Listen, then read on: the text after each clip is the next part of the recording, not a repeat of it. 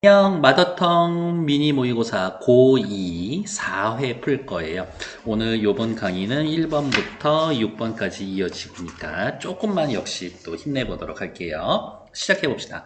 다음은 강연의 일부이다. 물음에 답하시오라고 되어 있고요. 1번 문제는 딱히 볼 것 없지만 지금 빨리 돌아가서 2번 문제 한번 훑어보고 오세요. 보고 오셨죠? 그러면 2번 관련된 문제를 지문 읽으면서 같이 해결할 거니까 시작해 봅시다. 안녕하세요. 영양성분 제도 표시 제도와 관련해 강연을 맡게 된 보건소입니다. 2018년부터 개정된 영양성분 표시 방법으로 식품의 영양 정보를 표시하게 되어 있는데 알고 있나요? 물어보고 대답 듣고 네, 모른다는 학생이 많네요. 오늘은 이에 대해 알려드리고자 합니다. 식품의 영양정보 표시가 되어 있는 그 방법을 알려줄 건가 봐요. 식품의약품안전처에서는 일부 가공식품의 영양정보를 표시하는 영양성분 표시 제도를 운영하고 있는데요. 얘네들이 발표한 내용이겠지. 소비자들이 쉽게 영양정보를 확인하고 건강한 식생활을 실천하는 데 도움이 되도록 영양성분을 표시하는 방법을 개정했습니다. 개정 전후의 도안을 함께 보시죠. 시각자료를 보여주면서 바로 이게 2번에 나와 있는 시각자료겠네. 함량을 의무적으로 표시해야 하는 대상이 열량, 나트륨, 탄수화물, 당뇨, 지방, 트랜스 지방, 포화지방, 콜레스테롤, 단백질인 점은 이전과 동일하고요. 이전, 이후 똑같이 얘네들은 표시해준다. 그러나 이를 표시하는 기준이 달라졌습니다. 그러나 이를 표시하는 기준은 달라졌습니다. 개정 전에는 한 번에 섭취할 수 있는 것으로 예상되는 양인 1회 제공량을 기준으로 영양성분의 함량을 표시했는데요. 업체마다 1회로 보는 양이 달라 소비자에게 혼란을 줄 수가 있었어요. 그랬겠네. 그래서 제품의 총 내용량을 기준으로 소비자에게 기준으로 영양성분의 함량을 표시하는 것으로 나타냈습니다. 기존에는 1회 제공량 하지만 지금은 총 내용량으로 바뀌었습니다. 단, 한 번에 먹기 힘든 대용량 제품은 별도의 표시 기준을 두기로 했습니다. 2번 문제 보러 갈게요. 1번, 기억은 어디 있어요? 총 내용량. 영양 정보를 확인할 때 소비자의 혼란을 줄이기 위해 함량 표시 기준입니다. 1번 맞는 얘기죠. 그 다음, 계속 또 본문으로 돌아오세요. 영양 표시의 순서에도 변화가 있는데요. 개정 전에는 에너지 공급 원순으로 표시를 했는데 소비자의 관심도가 높고 국민 건강상 중요해진 성분들의 순위를 올려서 표시하는 것으로 바뀌었습니다. 관심도와 국민 건강상 중요해진 성분들. 예로 나트륨의 위치 표시가 개정 전보다 올라가 있었는데요. 우리나라 국민이 나트륨을 과도하게 섭취하고 있어 1일 나트륨 섭취량 관리가 시급하기 때문입니다. 질병관리본부 발표에 따르면 우리나라 국민의 2분 1일 나트륨 섭취량은 세계보건기구 권고량 2배 수준이라고 합니다. 2번 넘어갈게요. 2의 2번 니은 에너지 공급 원순에 따라서 탄수화물, 단백질, 지방을 표시했습니다. 개정 전에는 2번 맞는 얘기죠. 3번 봤더니 디귿 나트륨이 쑥 위로 올라와 있죠. 소비자의 관심도와 국민 건강상 중요도가 반영되어 이전과 표시 위치가 달라졌습니다. 맞는 얘기지.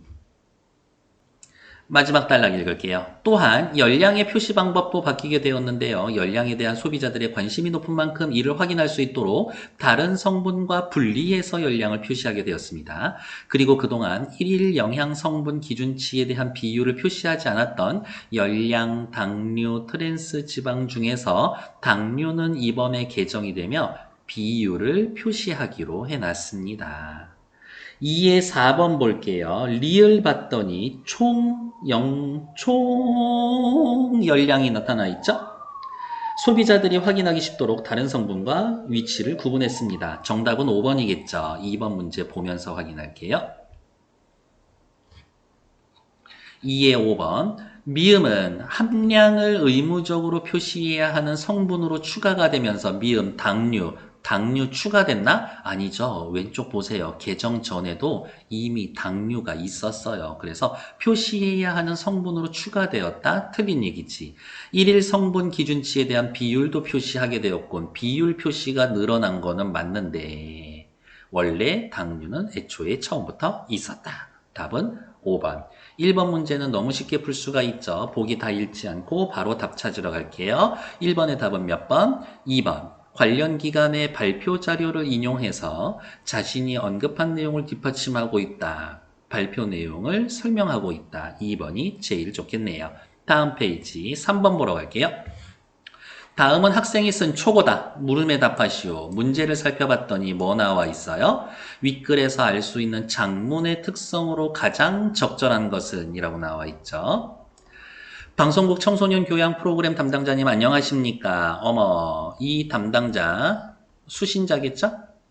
청소년 교양 프로그램을 즐겨보는 학생입니다. 자기소개. 제가 이 글을 쓰는 이유는 목적, 청소년을 위한 UCC 제작 기술을 소개하는 교양 프로그램을 만들어주시기 부탁드리기 위해서입니다.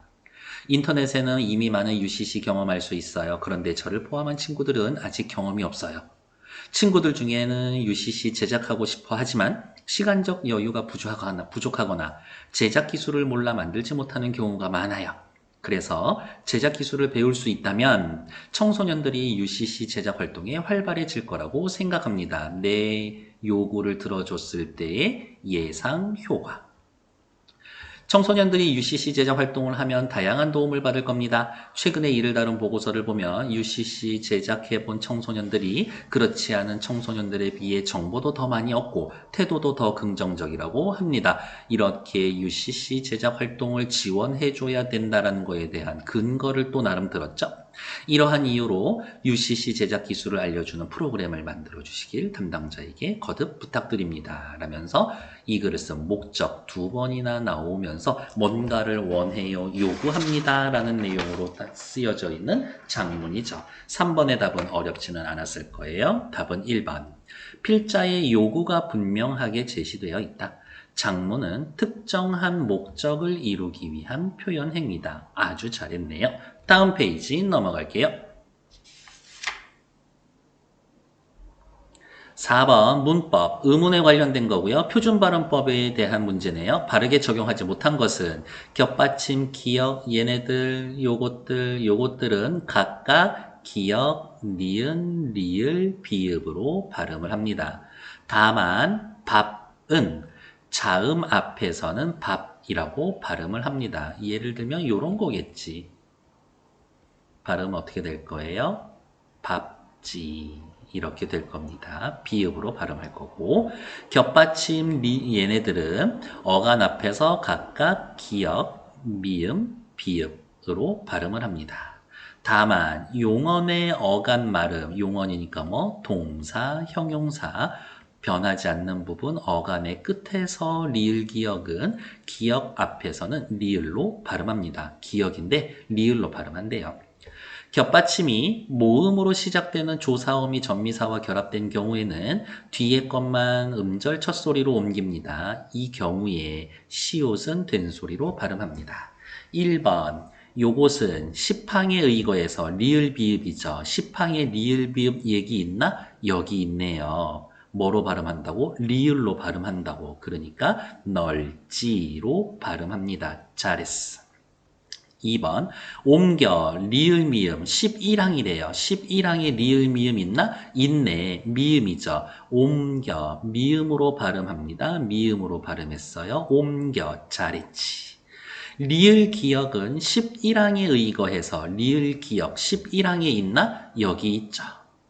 이 부분. 그러니까 읽곤데 세상에 읽다 읽고 읽으면 읽으니 읽어서 읽게 읽냐 용언의 어간 말음 리을 기역이 기역 앞에서는 기역 앞에서는 리을로 발음합니다. 그러니까 요 리을 기역은 리을로 발음해야 되겠네. 읽고 잘했어. 4번 값이 갑이라는 체언이 이라는 모음으로 시작하는 조사음이 전미사 앞에 붙어 있죠? 14항에 의거해서 오케이. 뒤에 것만 첫 소리로 옮겨. 그러면 값시로 발음하는군. 잘한 것 같지만 마지막에 뭐라고 되어 있어요? 시옷은 된 소리로 발음합니다. 그러니까 값시가 아니라 값시라고 발음하는 게 맞는 거겠네. 4번 틀렸죠. 훑어, 리을티귿에 관련된 거죠. 리을티귿.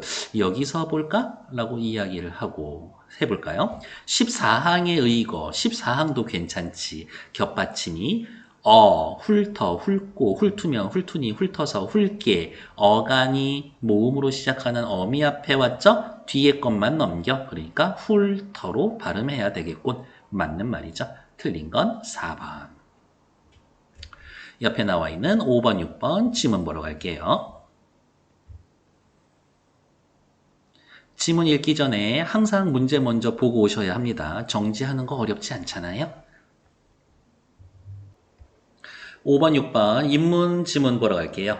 인간의 무지로부터 비롯된 자연에 대한 공포가 종교적 세계관을 낳았지만 계몽주의는 이성과 합리성을 통해 이를 극복했습니다. 무엇을? 공포를 극복했다. 르네상스와 종교개혁을 거치면서 성립된 근대 계몽주의는 중세를 지배했던 신중심의 사고에서 벗어나 합리적 사유에 근거한 인간 해방을 추구했다. 계몽주의 합리적 사고는 자연과학의 성립으로 이루어졌고 우주와 자연에서 신비로운 요소를 걷어낸 과학기술의 발전은 인류에게 어느 때보다 풍요로운 물질적 부를 가져왔다. 하지만 이와 같은 문명의 이면에는 환경 파괴와 물질 만능주의, 인간 소외와 같은 근대화의 병폐가 숨어 있었다. 그러면 여기에 나와 있는 계몽주의에 반대하는 사람들 나오겠지. 이에 대해 프랑크푸르트 학파로 대표되는 비판 이론가들은 계몽주의 이성이 근본적으로 결함이 있다라고 보았습니다. 바로 나오네요. 계몽주의에 반대하는 프랑크푸르트 학파. 그들은 목적 달성을 위해 대상을 수단화하고 도구화하고 수단의 효율성만 중시했다라는 점에서 계몽주의의 이성을 도구적 이성으로 규정하며 계몽주의의 폭력성을 고발한다. 이성에 대한 과신이 자연과 인간이 지니는 고유한 의미의 가치를 망각하게 한다고 보았기 때문이다. 하버마스는 자신이 속한 프랑크푸르트 학파를 계승하면서 다른 행보를 보인다. 그러면 이제 우리가 해야 할 일은 뭐다? 프랑크푸르트 학파와 하버마스의 차이점, 공통점을 찾아야 되겠죠. 프랑크푸르트 학파 간단하게 정리할까요? 그냥 요 정도로 한번 말을 써봅시다. 지금 이 이전에 있었던 계몽주의, 난 얘네들 온통 싫어. 요 정도로 합시다. 계몽주의에 대해 뭐 인정하거나 장점 이야기한 부분이 없으니까요. 하버마스는 다른 행보를 보였습니다. 그는 계몽주의의 일방적인 이성주의는 반대한다. 하지만 인간의 이성이 부정적인 측면만 있었는지에 대해서 의문을 품었다. 그래서 하버마스는 앞선 시대의 프랑크푸르트 학파가 이성을 지나치게 협소하고 편향된 것에 이해한 것에 반대, 이성의 힘을 긍정하며 의사소통적 이성은 제안했다. 정리해볼까요? 이성이 뭐라고 하버마스는 이야기합니다. 나쁘지만은 않아. 하버마스에 의하면 진정한 사회의 진보는 의사소통적 이성을 바탕으로 사회 구성원들이 함께 문제를 인식하고 공론화해서 자율적 합의를 통해 장애 요소를 공동으로 제거해 나갈 때 가능하다고 보았다. 의사소통적 이성이야말로 도구적 이성으로 인해 빚어진 사회의 여러 문제를 극복하고 진정한 자유와 해방을 인간에게 가져다 줄 수 있는 겁니다. 우와. 이런 조건을 거친다면 의사소통적 이성은 인간에게 자유와 해방을 갖다 줄 거다. 사람들이 물어보죠. 그러면 하버마스 씨, 의사소통적 이성은 어떻게 나타납니까? 여기에서 이상적 담화 상황을 전제합니다. 화자와 청자가 대등한 관계에서 자신의 생각을 말하고 상대방의 생각을 받아들이며 의견 차이를 좁힐 때에 갈등을 해결할 수 있다.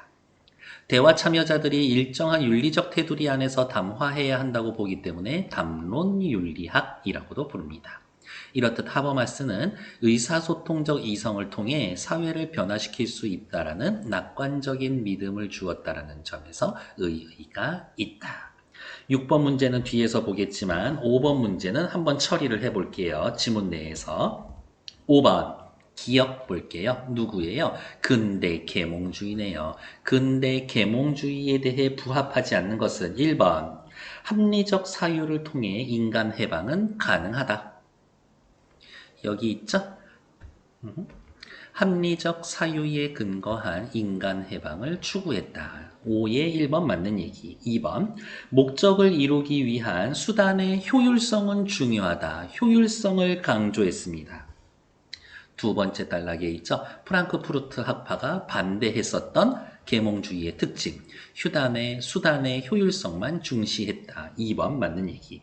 3번 이성에 대한 지나친 믿음이 근대화의 병폐를 야기한다. 이성 때문에 근대화에 문제가 생겼어. 이 이야기는 계몽주의자들이 한 게 아니라 프랑크푸르트 학파 비판 이론가들이 한 이야기죠. 그러니까 3번 틀린 얘기지.